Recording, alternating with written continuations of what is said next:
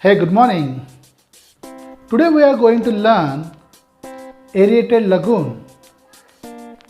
What is meant by aerated lagoon?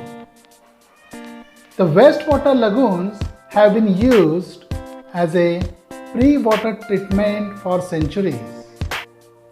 In the 1920s, artificial ponds were designed and constructed to receive and stabilize the wastewater. Right? By 1950, the use of ponds of different ball become recognized as an economical wastewater treatment. This method for small municipalities and industries. Right? As of 1980, approximately 7,000 waste stabilization lagoons were in use in the US. Today, one-third of all secondary wastewater treatment facilities include a pond system of one type or another.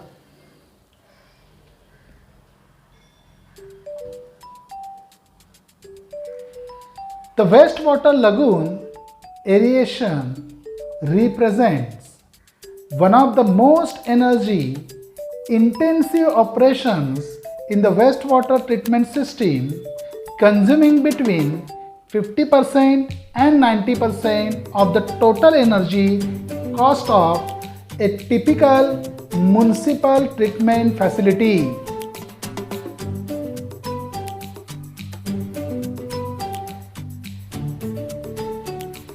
Diffused aeration is defined as the injection of air or oxygen under pressure below the liquid surface. Experiments on wastewater aeration treatment started in England as early as 1882.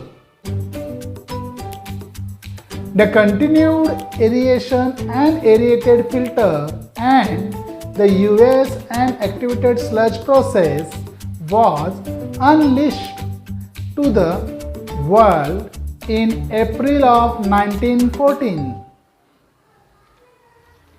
In the earlier experiments, air was introduced through open tubes or perforations.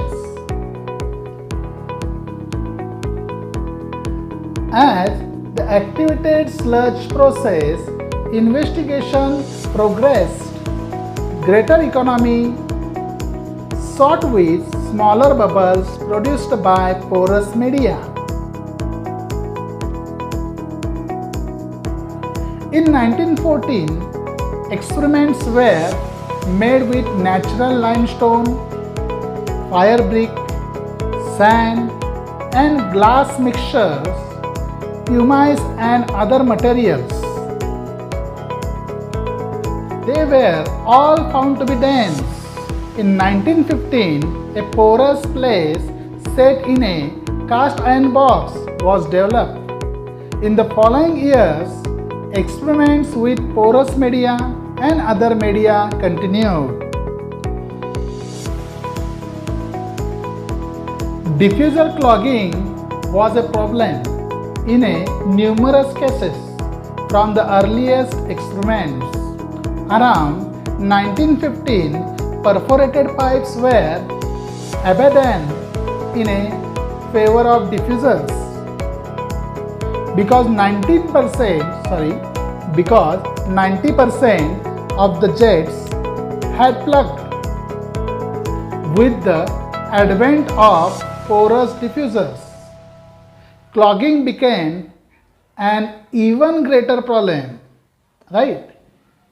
Early work between 1922 to 1924 prompted coarser media used to avoid severe clogging problems. That means you understand that all these years this research is going on to find out how much percentage is the clogging is severe and become a very big severe problems, and how to resolve this problem that we had to find out. Okay, Mechanical aeration was one answer to the clogging problem.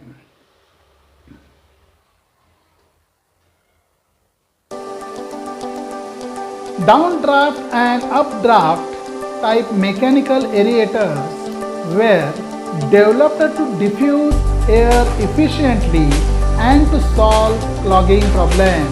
That means you easily understand that they are finding out the different media, that is mechanical aeration. This is the methodology that they developed at that time to find out to resolve the clogging problems, right?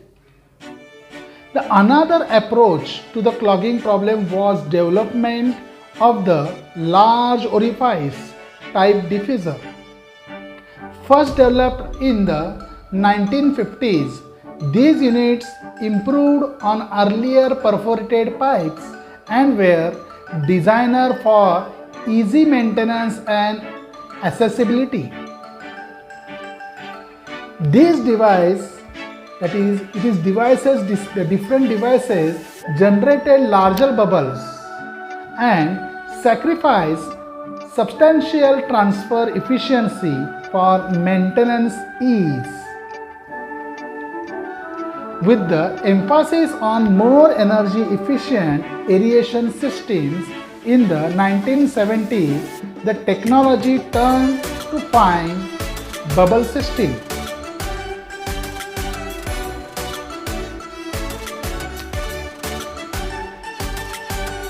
Microorganisms found in aerated and facultative ponds are more diverse than those observed in many other biological treatment processes due to the diverse growth environments present. Right? Both aerobic and anaerobic bacteria are involved as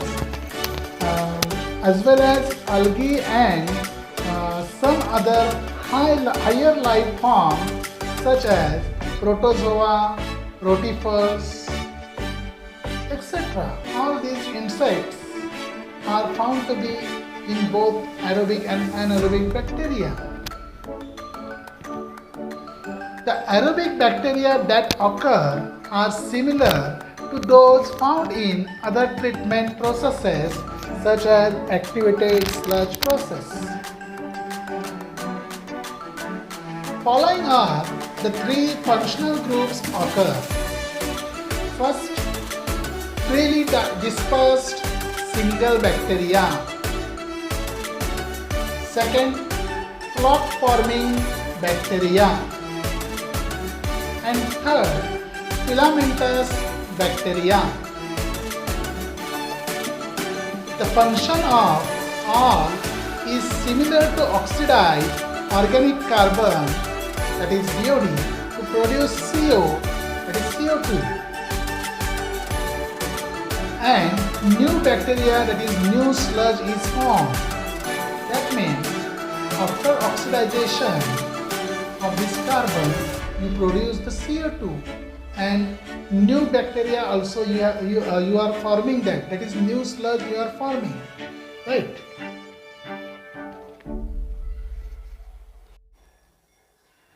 The anaerobic heterotrophic bacteria that commonly occur in lagoons are involved in methane formation, that is acid forming and methane bacteria, and in sulfate reduction, that is sulfate reducing bacteria.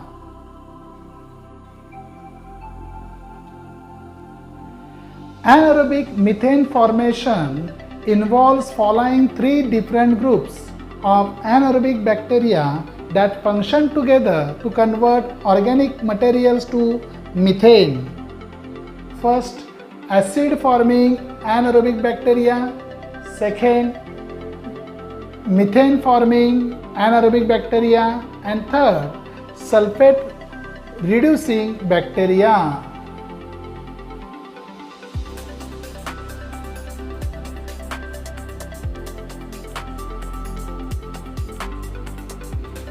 First,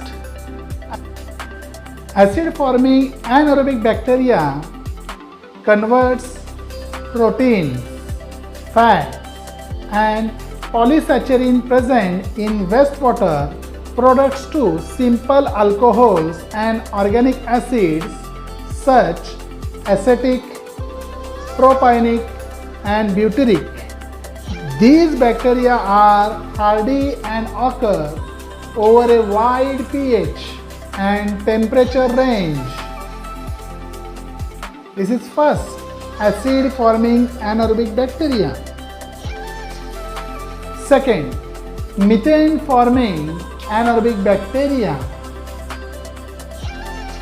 These bacteria convert formic acid, methanol, methylamine, and acetic acid under anaerobic conditions to methane. Methane is derived in part from these compounds and in part from CO2 reduction. Methane bacteria are environmentally sensitive and have a narrow pH range of 6.5 to 7.5 and require temperatures more than 14 degrees centigrade. Third, sulfate reducing bacteria. In sulfate reducing, anaerobic bacteria can use sulfate as an electron acceptor, reducing sulfate to hydrosulfide. This occurs when BOD and sulfate are present and oxygen is absent. Sulfate reduction is a major cause of odors in ponds. Algae are aerobic organisms that are photosynthetic and grow with anaerobic compounds like CO2, NH3. All these compounds in front of your screen, it is using a light as an energy source. That is NO3PO4 raised to minus. It is power.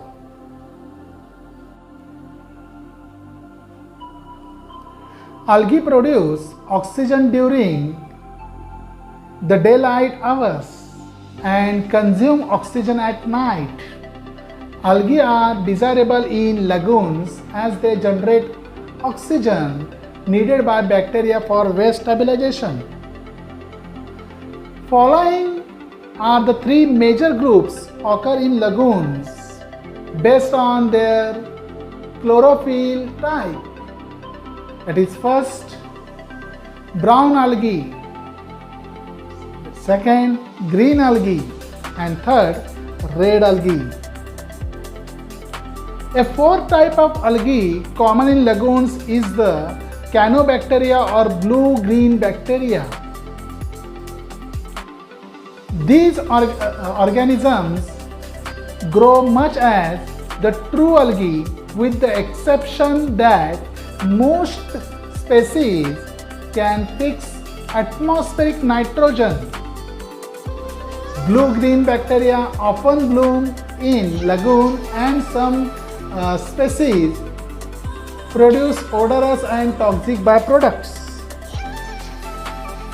Blue-green bacteria appear to be favored by poor growth conditions including high temperature, low light, low nutrient availability, that is many fixed nitrogen, and high production pressure. Algae can bloom in lagoons at any time of the year. Even under ice, however, a succession of algae types occurs over the season. Algae grow at warmer temperature, longer detention time, and when inorganic minerals needed for growth are in excess. Therefore, alkalinity in organic carbon is the only nutrient likely to be limiting for algal growth in lagoons. Please remember. The substantial sludge accumulation in a lagoon may become soluble upon warming in the spring, releasing algal growth nutrients and causing an algal bloom. Sludge resolution of nutrients is a major cause of high algal growth in a lagoon, requiring sludge removal from the lagoon for correction. The bacterial growth on BOD releases CO2, which subsequently dissolve water to yield carbonic acid H2CO3. This rapidly dissociates to bicarbonate ion, increasing the lagoon alkalinity.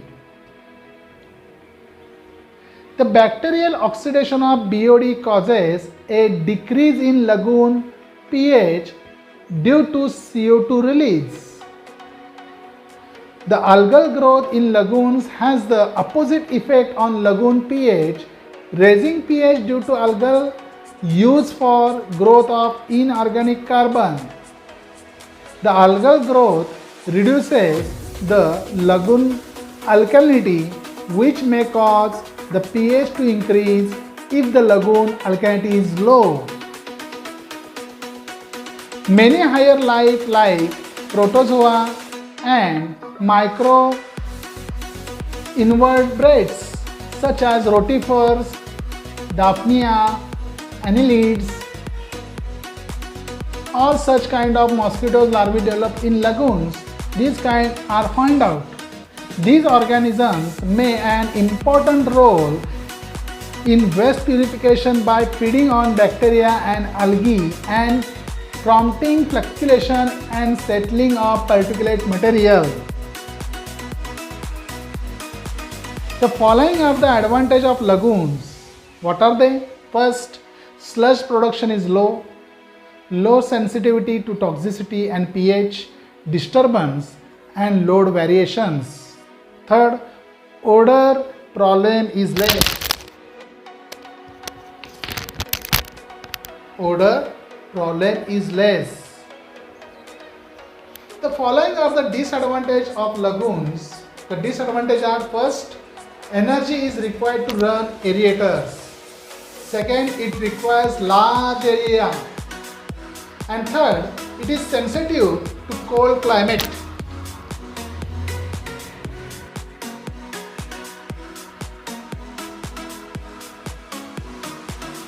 Let's take a review of aerated lagoon in a short time. The aerated lagoons are one sort of deep oxidation ponds, that is oxidation ponds, in which the oxygen is introduced means of a surface aerators. For aerated lagoons require less area and detention time compared to oxidation pond. In this system, wastewater is treated either on a flow-through basis or with solids recycled. The process description: aerated lagoons are a simple holding earthen basins with a continuous supply of oxygen surface aerators. This will keep the contents of the basin in suspension, and they are initially seeded by the same type of microorganisms which are used in biodegradation of activated sludge processes. The process microbiology. In aerated lagoons, process is same as the activated sludge process. The microbiology is also similar. Some differences occur due to the large surface area of the aerated lagoons can cause more significant temperature effects than are normally happening in the conventional activated sludge processes. The design parameters of aerated lagoons.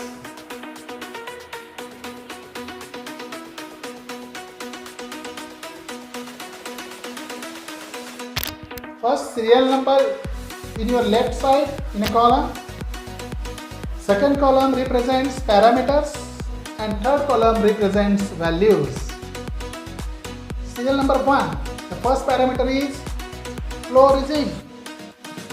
The values are completely mixed. Second parameter is detention time. The detention time of aerated lagoon is 2 to 3 hours.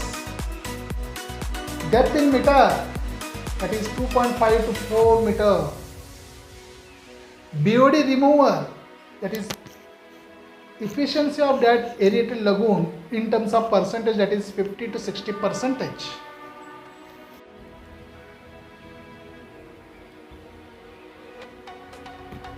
Phytoremediation technology for wastewater treatment, that is low cost treatment methods.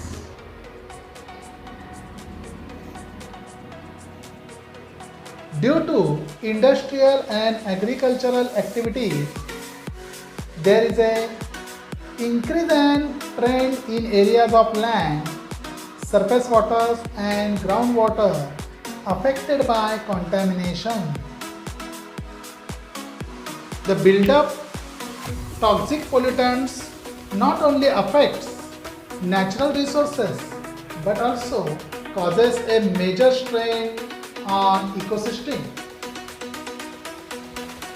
The remediation of contaminated sites using conventional practices such as pump and treat, second, dig and dump techniques is often expensive, has limited potential, and is usually only applicable to small areas. Additionally, these conventional approaches to remediation often make the soil infertile and unsuitable for agriculture and other uses by destroying the these environmental organisms.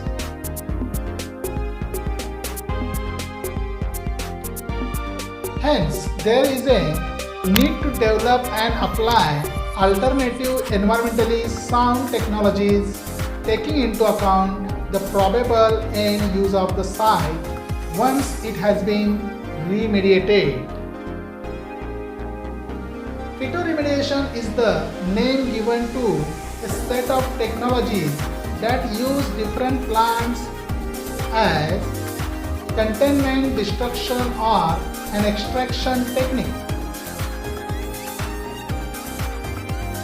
Phytoremediation as a remediation technology that has been receiving attention lately as the results from field trials indicate cost savings compared to conventional treatments. Phytoremediation means phyto means plant and remediation means correct evil, is a general term for the group of technologies that use plants for remediating soils, sludges, sediments and water contaminated with organic and inorganic contaminants. Please remember, the application of phytoremediation.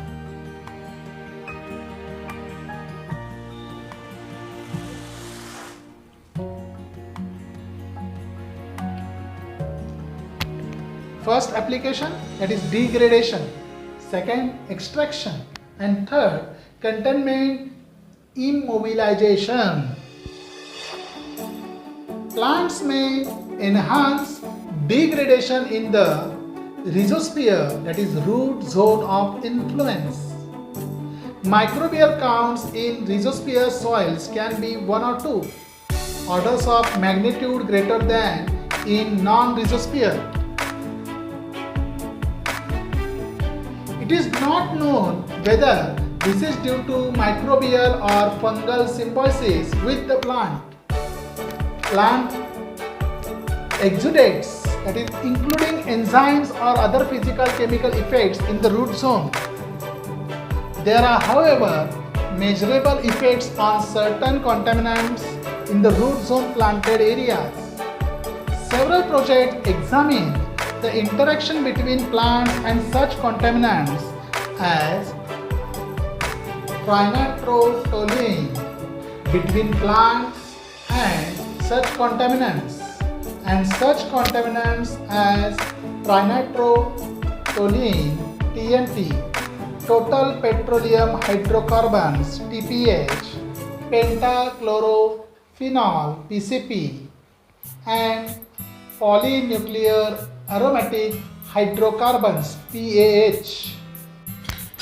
Another possible mechanism for contaminant degradation is metabolism within the plant. Some plants may be able to take in toxic compounds and in the process of metabolism, that is the available nutrient, to detoxify them, right? Trichloroethylene (TCE) is possibly degraded in poplar trees and the carbon used for tissue growth, while the chloride is expelled through the roots.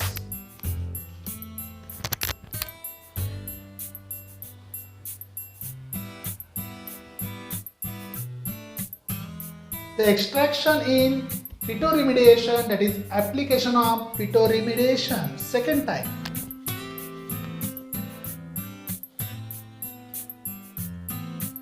This phytoextraction or phytomining is the process of planting a crop of a species that is known to accumulate contaminants in the shoots and leaves of the plants, and then harvesting the crop and removing the contaminant from the site.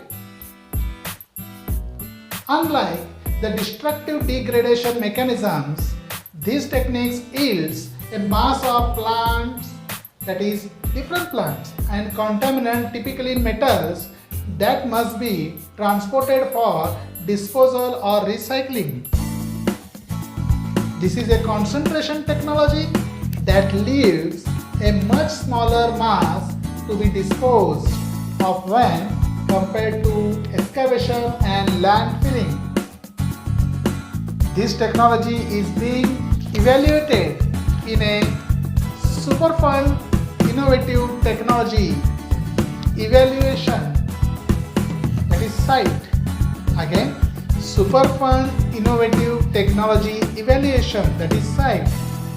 Demonstration and may also be a technology amenable to contaminant recovery and recycling. Rhizofiltration is similar to phytoextraction in that is also a concentration technology. It differs from phytoextraction using hydroponic, that is soilless growing techniques. This is useful for separating metal contaminants from water. Volatilization or transpiration through plants into the atmosphere is another possible mechanism for removing a contaminant from the soil or water of a site. It is often raised as a concern in response to a proposed phytoremediation project, but has not been shown to be an actual pathway for many contaminants. Mercury Hg has been shown to move through a plant and into the air in a plant that was genetically altered to allow it to do so. The thought behind this media switching is that elemental Hg, that is mercury, in the air possess less or less risk than other HG forms in soil. However, the technology or the associated risk has not been evaluated. Third type, that is contaminant and immobilization in phytoremediation. That is this third type of application of phytoremediation.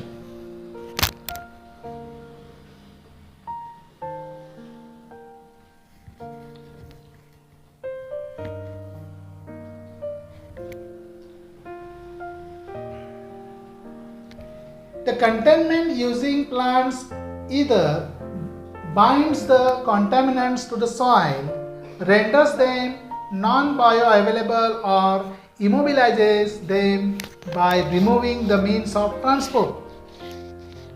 The physical containment of contaminants by plants can take the form of binding the contaminants within a humic molecule, humification, physical sequestration of metals as occurs in some wetlands, or by root accumulation in non-harvestable plants.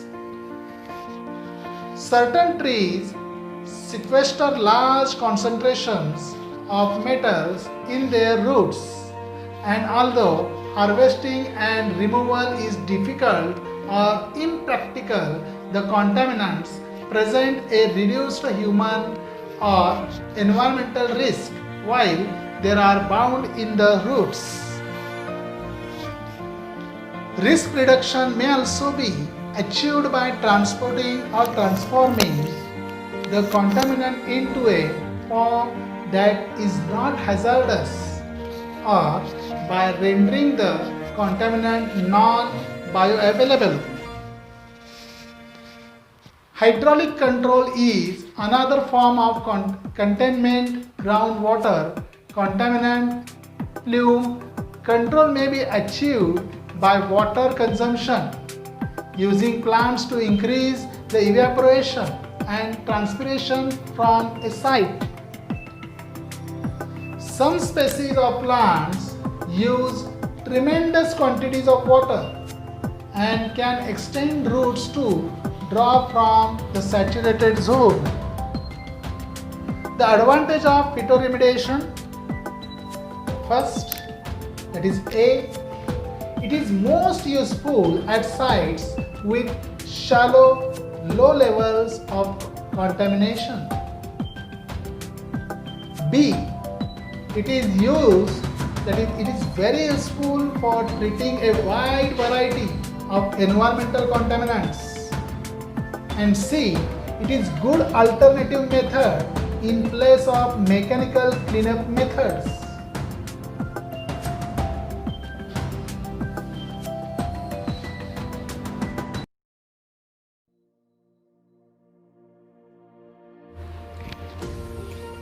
Root zone cleaning system.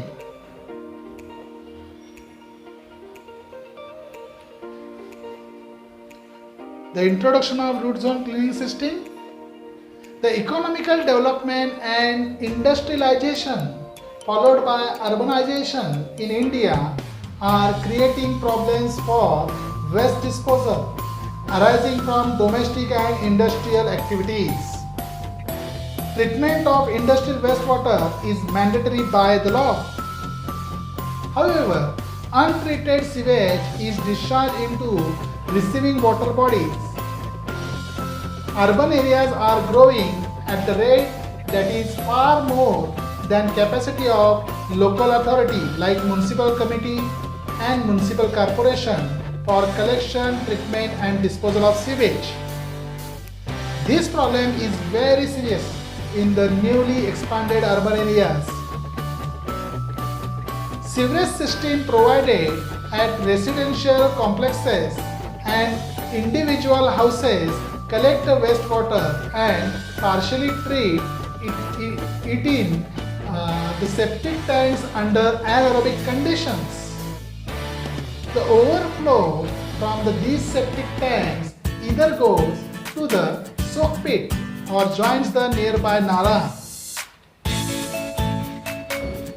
Drawback of this system are partial treatment causes of smell, sludge gets accumulated and requires removal once into 2 to 3 years and causes ponding in a soak pit if percolation rate of soil is poor. Where sewerage system is laid down, sewage is collected and directly disposed of into receiving water bodies or treated by conventional treatment processes, that is physical and biological treatment units. The principle of conventional sewage treatment is based on removal or destruction of pollutants by physical, chemical and biological methods to bring down pollutants within permissible limits. Right? The conventional treatment system requires capital cost energy to operate system, skilled manpower and maintenance cost for mechanical equipments. The conventional sewage treatment includes simple technologies like stabilization pond to the complex module of activated sludge processes. Stabilization ponds use natural purification system driven by solar energy coupled with photosynthesis by algae. Aerated lagoon, activated sludge and trickling filter require electrically driven equipments to transfer oxygen to water. Another natural treatment system existing in nature and well known to this subcontinent is use of wetland species for sewage treatment. The root zone systems are artificially prepared wetlands comprising of clay or plastic lime excavation and emergent vegetation growing on gravel or sand mixtures and is also known as constructed wetland. This method combines mechanical filtration, chemical precipitation and biological degradation in one step for the treatment of wastewater. A number of factors like low operating costs, less energy requirement and ease of maintenance attribute to making root zone system an attractive alternative for wastewater management. The process description of root zone cleaning system. The process description here, to treat the sewage, it begins with passing the raw effluent after removing grit or floating materials horizontally or vertically through the bed of soil having impervious or bottom. The effluent percolates through the bed that has all the roots of the wetland plants spread very thickly. Nearly 2,500 types of bacteria and 10,000 types of fungi which harbor around roots get oxygen from the weak membranes of the roots and aerobically oxidize the organic matter of the effluent. The characteristics of the plants of absorbing oxygen through their leaves and passing it down to the roots through their stems, which are hollow, is utilized as a biopump. It is away from the roots. Anaerobic digestion also takes place. The filtering action of the soil bed, the action with fungi, etc., and chemical action with certain existing or added inorganic chemicals helps in finally obtaining very clear and clean water. The system of plants regenerates itself as the old plants die and form useful humus. Hence, the system becomes maintenance-free and can run up to 50 to 60 years without any loss of efficiency. The advantage of root zone cleaning system. First, the following are the advantages in front of you to your screen. That is, as no use of machinery and associated maintenance, the root zone system provides low maintenance cost. That is your first advantage A. The B, that is second advantage, low operating and monitoring cost. That is C, that is third, that is it enhances the landscape and gives the site a green appeal. And fourth, it does not have mosquitoes problem.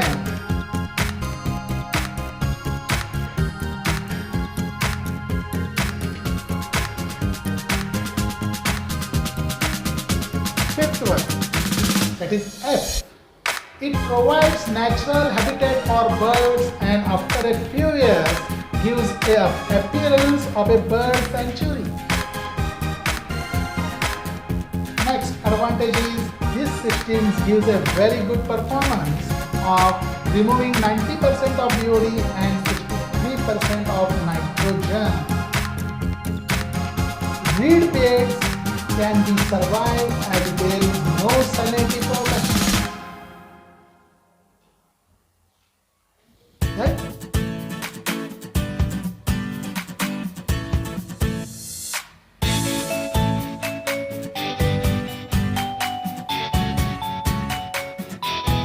Here, in front of your screen, in the horizontal flow system, the sewage percolates to bed and that has all roots of the wetland plants spread very quickly.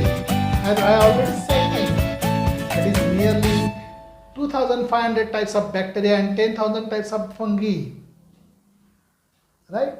And aerobically oxidized organic matter of the effluent. All these types of goods.